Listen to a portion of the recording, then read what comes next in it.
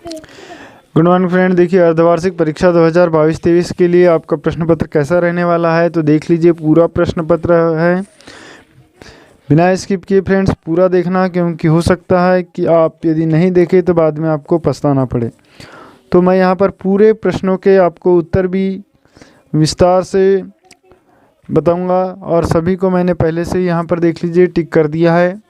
पहला सवाल है आपके सामने कि गिरिजा कुमार माथुर की प्रारंभिक शिक्षा हुई, ये कहाँ हुई थी? झांसी में हुई। दूसरा है काव्य भेद है, तो काव्य भेद क्या है? काव्य के दो भेद होते हैं। फिर है संचारी भावों की संख्या होती है, तो संचारी भावों की संख्या फ्रेंड्स 33 होती है। ठीक है। फिर है मनु भंडारी का बचपन बीता, तो मनु भंडारी का जो बचपन है वो अजमेर में बीता था। अगला है हास्य रस का स्थायी भाव है, तो हास्य रस का स्थायी भाव हास होता है। अगला है भभूत लगाने से लेखक शिव पूजन सहाय बन जाते थे। क्या बन जाते थे? बम भोला बन जाते थे। इसके बाद है रिक्त स्थान की पूर्ति कीजिए। आत्मकथ्य कविता खालिस्तान गुण विद्यमान है, इसमें ओज गुण है। ठीक है। फिर है छाया मत छूना, छुना पाठ की विधा खालिस्तान है, तो इसकी विधा फ्रेंड्स कविता है। फिर है काव्य की शोभा बढ़ाने वाले तत्व को खालिस्तान कहलाते हैं, ये अलंकार कहलाते हैं। अगला है रस के खालिस्तान अंग होते हैं, तो रस के 4 अंग होते हैं। नेक्स्ट क्वेश्चन है राष्ट्रभाषा के रूप में फादर खालिस्तान को देखना चाहते थे, हिंदी को देखना चाहते थे। अगला है मात्रिक छंद में खालिस्तान की गणना की जाती है, तो मात्रिक छंद में मात्राओं की गणना की जाती है। ठीक है फ्रेंड्स। नेक्स्ट क्वेश्चन है माता का अंचल नामक अंश उपन्यास खालिस्तान से लिया गया, ये देहाती दुनिया से लिया गया है। तो इस तरीके से आपके खालिस्तान हो गए। यदि वीडियो पसंद आ रहा हो तो प्लीज़ इसे लाइक कर ले, चैनल को सब्सक्राइब करें और अपने दोस्तों को ज़रूर शेयर कर दें। नेक्स्ट क्वेश्चन है प्रश्न क्रमांक 3 सही जोड़ी बनाकर लिखिए। तो अब सही जोड़ी देख लीजिए क्या क्या दिया है आपके सही जोड़ी में। आत्मकथ्य, तो आत्मकथ्य जो है फ्रेंड्स ये है ग, क्या जाएगा? शरीर है। इसके बाद में रस काव्य की, तो इसमें आ जाएगा रस काव्य की आत्मा है। फिर है एक कहानी यह भी मनु भंडारी की है। फिर है नेताजी का चश्मा, ये स्वयं प्रकाश का है। रामचरितमानस, तो रामचरितमानस में आ जाएगा महाकाव्य। ठीक है।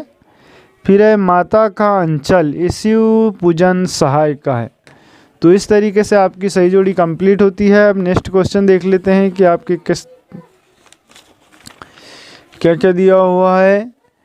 जैसे सत्य असत्य, सत्य असत्य में देख लीजिए क्या लिखा है कि गोपियाँ ऊँघों को बड़भागी, उद्धव को बड़भागी कह रही है, बिल्कुल सही है। फिर महाकाव्य खंडकाव्य से बड़ा होता है, ये भी सही है। फादर ने जिसेट संघ में धर्माचार की पढ़ाई की, ये भी सत्य है। फिर वाक्यम रसात्मक काव्यम कथन आचार्य विश्वनाथ का है, ये भी बिल्कुल सत्य है।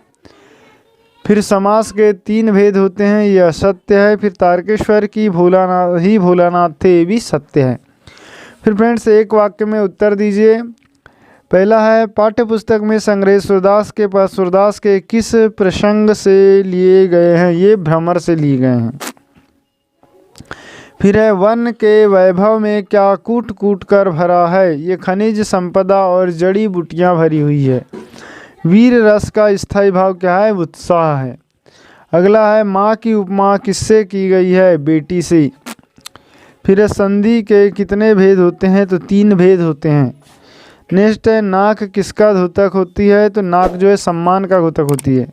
फिर है जार्ज पंचम की नाक में किस पर व्यंग किया गया है? ये सरकारी तंत्र पर किया गया है व्यंग। फिर देखिए बच्चों कि आपको कैसे प्रश्न रहने वाले हैं।